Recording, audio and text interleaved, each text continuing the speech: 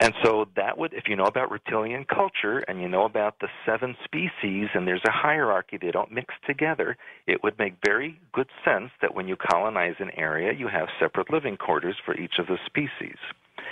And so the different species look like the very high or elite group are very tall, white-skinned reptilians with blue eyes, and they sometimes have been known to have wings on the back. Reptilian-type skin? Yes, it's not exactly as scaly as you would see on a crocodile or an alligator, but it's very rough skin that looks as if it's segmented in places. What about their faces? The faces can look very human-like or humanoid. They have 2 eyes, a nose, a mouth, but the reptilian have that what I call cat eyes. They look like cat eyes, and they have a very pronounced jaw and very pronounced teeth. And they have very powerful bodies, especially the elite group, the top of the hierarchy. And when you go down the hierarchy to the bottom, there's a shorter version. There's a kind of reptilian that's only 4.5 feet tall. It's kind of brown skin, very slight. They're very much like workers or drones that would do the grunt work or the what we would call the untouchables in Hindu society. All right. Well, this picture that we've all seen of the devil, who could have been a reptilian, where did that come from? The longer tail and the horns. That comes from the ancient perception of what a reptilian being looks like, and very often they do have horns. Not all of them do, but some of them do. Maybe a senior group or something like that? The middle version, there's a warrior caste that tends to have the horns, and they're very bulky, very aggressive. You wouldn't want to meet one of them. Would they be the ones, though, to lead the pack? Or the other ones? They would be what you call an advance guard. They'd be the ones you'd send out when you're invading a planet or an area. And they're very volatile. And, there's a difference in sometimes how they use human appearance, because the shapeshifters can physically change to human form. However, there are reptilians that are not, of course, able to do that because they're purebred. They don't have human genetics. What they sometimes have is a device around their waist that creates a holographic image around them that makes them appear human. But they're not shape-shifting. It's just a holographic image that's projected around them. Well, that could be, I guess, altered, or it could be breached, right? If somebody tried to touch them or something, it'd be like going through a hologram? Yes, and I did witness that in Montauk Project, because there were reptilians occasionally there, but these were not shapeshifters. These were real 100% reptilians, and in order to not terrify a lot of the people, they would sometimes use this holographic image around them. Do you believe that the Illuminati, the power brokers on this planet, the very wealthy families, that they could be from this reptilian strain? They are. In fact, the Illuminati are made up of 13 ruling families, and all of them can trace their ancestry to the hybridization program that really went back to the Sumerian times. So they're human beings, but they have reptilian a DNA. Very high percentage of reptilian genetics, yes. Amazing. Are they shapeshifters, or they actually look this way? Some are. Not all of them are shapeshifters. It depends on the exact 50-50 split of genetics.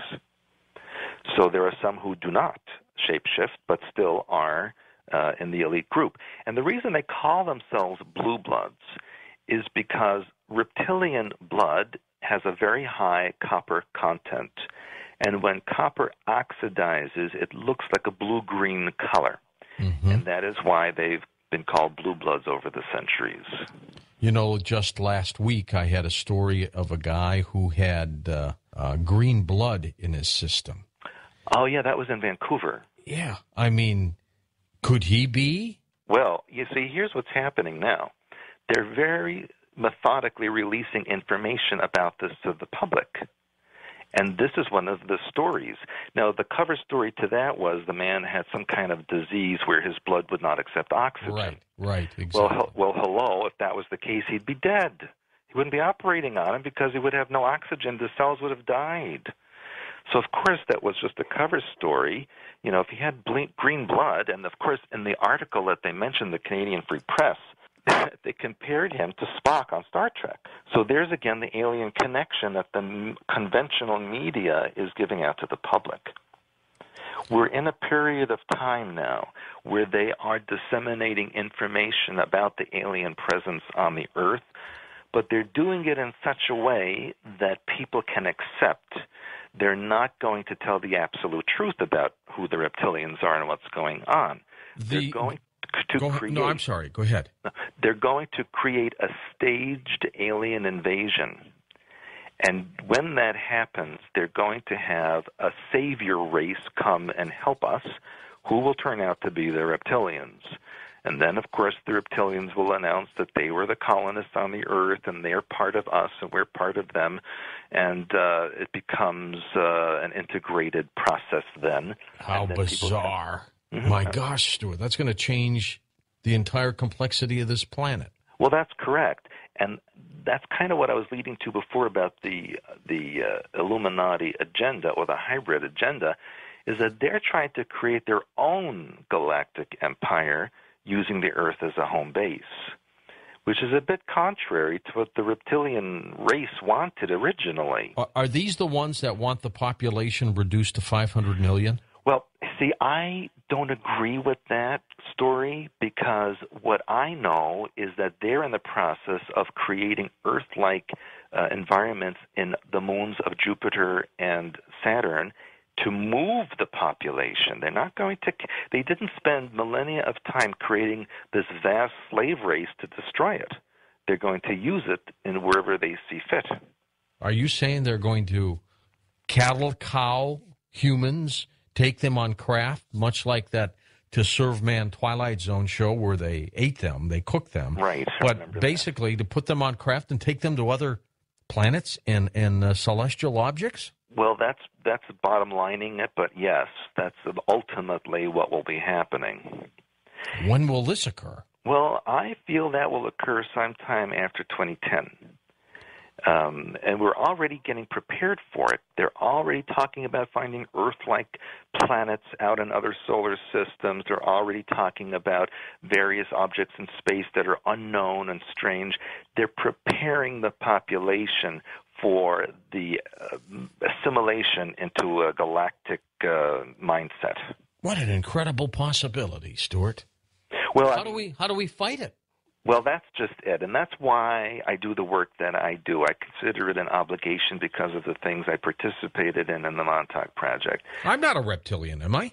We all have reptilian DNA. All humans on this planet have reptilian DNA. It's a question of percentages. Most humans have between 10 and 15% reptilian DNA. That's why we have a lymphatic reptilian system. We have skin that wrinkles and peels.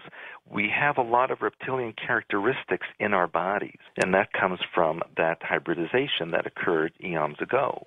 So, yes, we're all part reptilian. And as I mentioned earlier, you can see that in the gestation of a person in the human womb. If they were confused as gods, that does not negate a God, right? Correct. There is God. There is a God mind. It permeates all things. Nothing can exist without it. And when we look at DNA, we see that 97% of all DNA, and it doesn't matter if you're a human, an elephant, an alien, or a plant, science calls it junk DNA. Stuart, when we come back, let's talk a little bit more about, you say, the staged alien invasion, and then time travel, how quickly this night goes. And the next hour, we'll open up the phone lines, and we'll give you an opportunity to talk with Stuart Swerdlow. I'm George Norrie. This is Coast to Coast AM. Incredible guest tonight, Stuart Swerdlow. Great stories. The staged alien invasion is next on Coast to Coast AM.